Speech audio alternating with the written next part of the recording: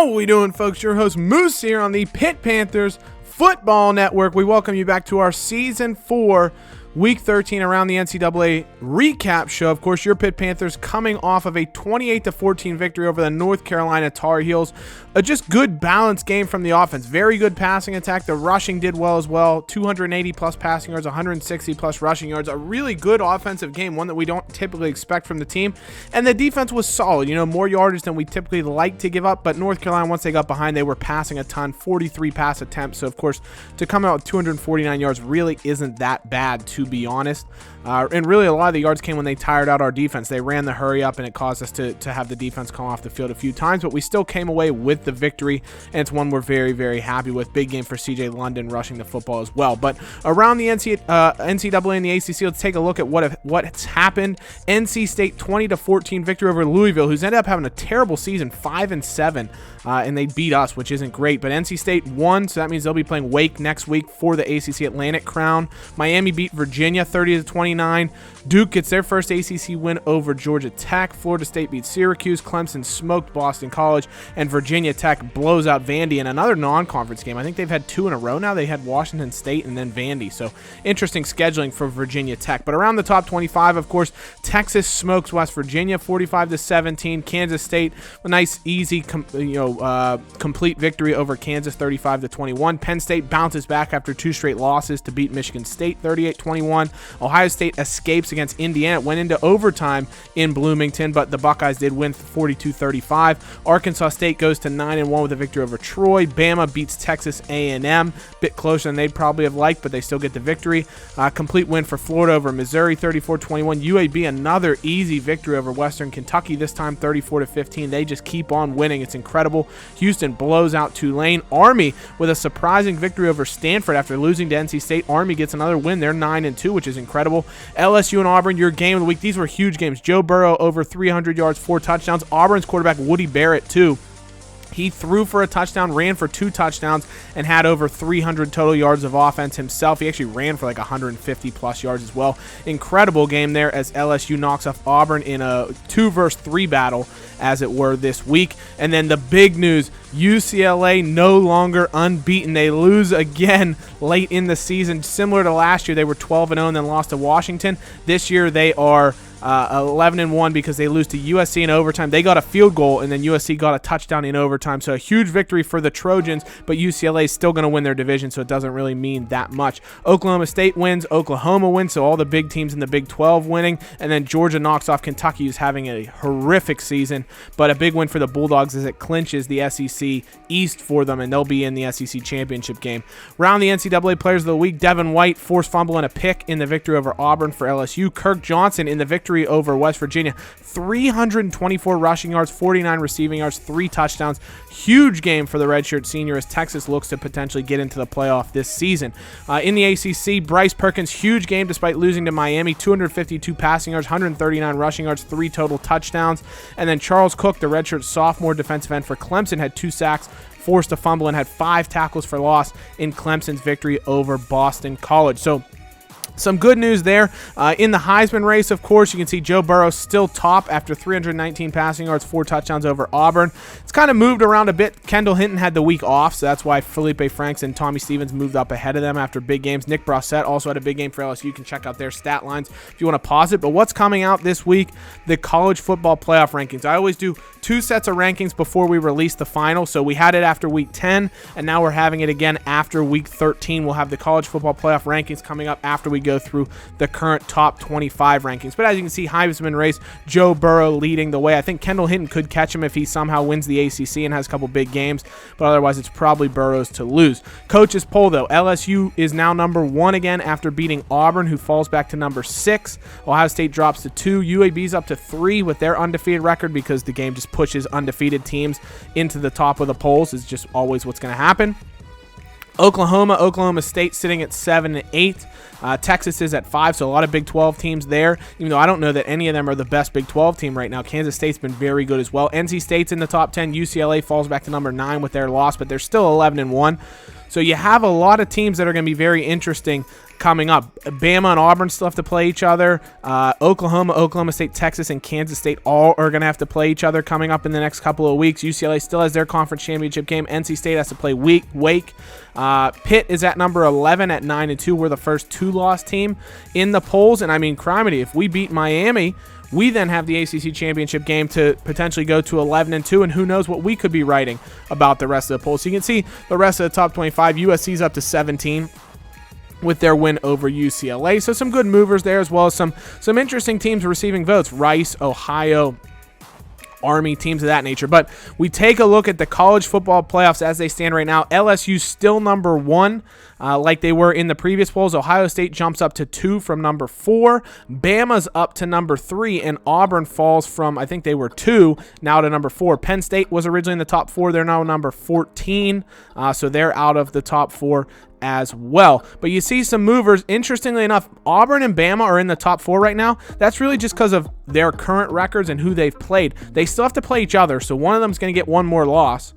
And they can't play in a conference championship game because LSU's already won their division. So, interestingly enough, while they're in the top 4 right now, they're probably not still going to be there. Texas, Oklahoma, Kansas State, and Oklahoma State all in the top 10 from the Big 12. You got NC State at number 8 from the ACC. You got UCLA at number 9 from the Pac-12. So, if those teams can win their conference, NC State and UCLA can win out and be 12-1. They'll definitely have something to say about being in the playoff. If UAB wins out, they can go 13-0. Should they be in the playoff? They haven't really played anybody, but still, they'd be 13-0. Texas, Oklahoma State, Kansas State, Oklahoma State. One of them is going to get in the playoff more than likely because one of them is going to win the Big 12, be 11-1, and be a conference champion, and have just beaten 2 teams that were in the playoff or in the top 10. So it'll be interesting to see there. Pitt is at 12. Your Pitt Panthers currently at 12. If we win the ACC and win out, who knows? Maybe if enough chaos happens, we could find our way back into the playoff. You can see the rest of the teams, some mid-majors there, Ohio, Houston, teams like that getting in there. But for the most part, you got a lot of teams that have had good seasons but probably won't be in the playoff. Virginia Tech, Penn State, things of that nature. But it's very interesting. Who do you think is going to be in the playoff? Let me know in the comments, and we can discuss it further. Who is going to get into the college football playoff? There's going to be some incredible games this week that we're going to cover that'll really shake things up. So let me know what you think of the top 4, as well as who's going to be your final top 4 getting into the playoff. And another thing that just came out for the first time this week are the bowls. So the teams that are projected to be in particular bowl games right now, you can obviously pause the video at any point to look for your favorite school who you may want to see. The interesting thing for Pitt is we're actually projected to play in the Orange Bowl, and just wait till you see who your Pitt Panthers are projected to play. It's Penn State. Could you imagine if Pitt played Penn State in the Orange Bowl in a New Year's Six Bowl? Obviously, be disappointed that we weren't in the playoff, but if we played Penn State in the Orange Bowl to get redemption on them potentially as they beat us earlier in the season, plus we weren't supposed to play them anymore. Our series had ended. Imagine if we took on Penn State again in the Orange Bowl for one final chance at redemption. It'd be incredible. And of course, the national championship projected right now, your top 2 unbeatens, Ohio State and LSU. But of course, there's still plenty of time left in this season. In the ACC even, things are still up for grabs. So Pitt right now, 6-1 in the ACC Coastal. If we beat Miami, we will win the Coastal Division. If we lose to Miami and Virginia Tech beats Virginia, though, you'll have 3 Coastal teams at 6-2. And interestingly enough, Virginia Tech beat Miami. Miami will have beat us. We'll have beat Virginia Tech. So it'll be a bit of a circle there. I'm not sure how the tiebreakers work out. If they go on divisional record, we would still win the division. If they go on something else, we may not win the division. If Miami beats us and Virginia Tech loses to Virginia, then Miami will win the Coastal Division. So to escape any potential chance of controversy, we need to beat Miami, and we will make the ACC championship game by virtue of winning the Coastal Division. If we lose to Miami, things will get very, very interesting, and we may or may not make the ACC championship game. So we really don't want to leave that up to chance. On the Atlantic side, it's much more straightforward. NC State will play Wake Forest, and the winner of that game will win the ACC Atlantic Division, will go to the ACC championship game. It's going to be a fantastic contest. I think Wake Forest is the home team in this game, but NC State's been very, very convincing so far this season. Look at their defense, only 159 points against all year. They've been incredible as far as that goes. So ACC games, like I mentioned, Miami at Pitt at 6 p.m. and then NC State at Wake Forest at 8 p.m. are the two games that everybody's going to be watching. Some other big games, though. Georgia Tech plays Georgia in a rivalry game. Virginia Tech, Virginia. Florida State. Big rivalry game there. South Carolina, Clemson, huge South Carolina rivalry game. Duke, North Carolina, big North Carolina rivalry game. So ACC football is going to be absolutely incredible this week. Every game right there is a must-watch, and there are so many must-watch games around the country. Take a look at how many games we'll have to preview. It's way more than we normally see. Virginia versus Virginia Tech, of course. Herb Street likes Virginia Tech, but Miami would prefer Virginia to win. Kansas State, Oklahoma are going to take on,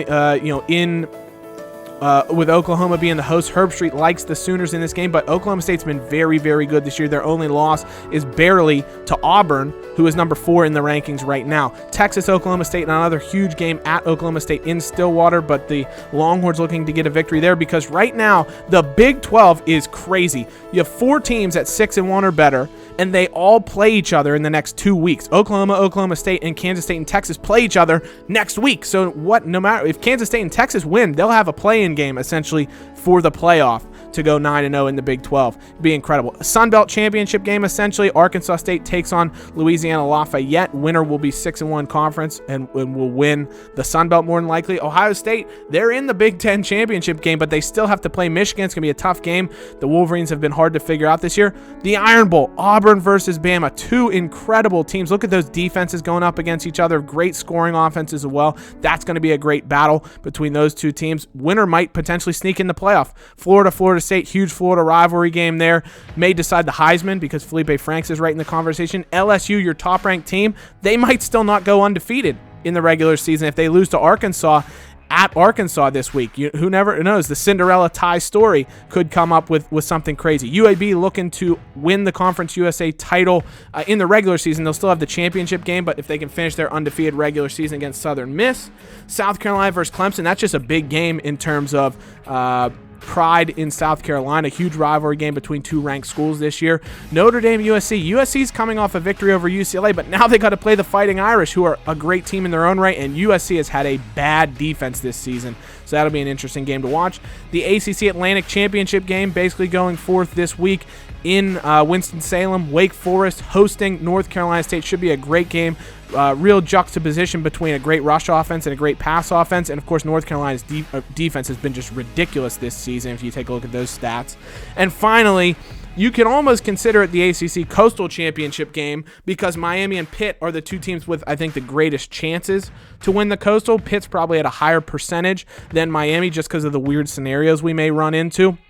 But it's going to be an incredible matchup. Number 4 defense at Pitt versus a Miami passing offense that has just been ridiculous this season. If that's the one thing that's been the bane of Pitt's defense the last few years, it is the passing game. So we'll see if they can hold up against a Miami team that we're going to take a look at because they are just ridiculously stacked. Kenny Pickett, another very good game for him. He's up to 18 touchdowns and 12 picks on the season. I think last year he had 16 touchdowns and 11 picks, so more touchdowns, more picks, but he's also thrown for way more yards, had way more attempts. So it's a more productive season for Kenny. Our rushing game's sorely disappointing, but good season overall. Paris Ford still leads the team with 71 tackles as well. Evan Shariffs, though, almost 3,000 passing yards, so a bit more than Kenny this season. 32 touchdowns against just 4 interceptions. He has been absolutely incredible this season. Amon Richards, his favorite target, has 10 touchdowns on the season.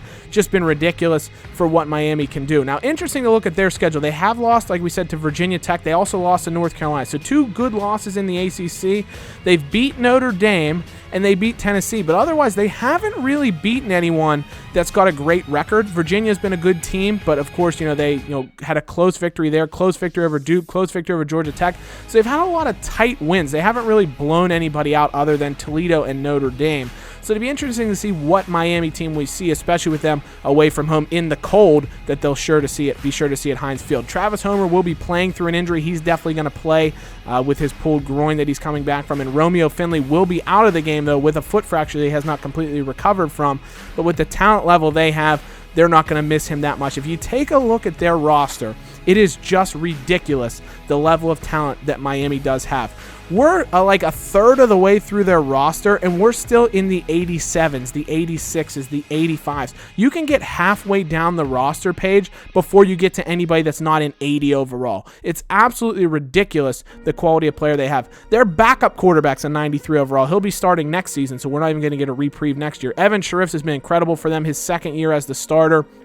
32 touchdowns, 4 picks. He's ran for 5 touchdowns as well, so he can really do it all. Doesn't have great speed, though. And look, they even have a redshirt freshman, 81 overall. When he starts in a couple years, he's going to be disgusting. Travis Homer is, of course, their best running back. Ted Murphy's their leader in yards. They don't have a lot of depth at halfback, but they don't run the football all that much. They're more of an aerial attack offense, so that's what we're really going to have to compete with, and you'll see why.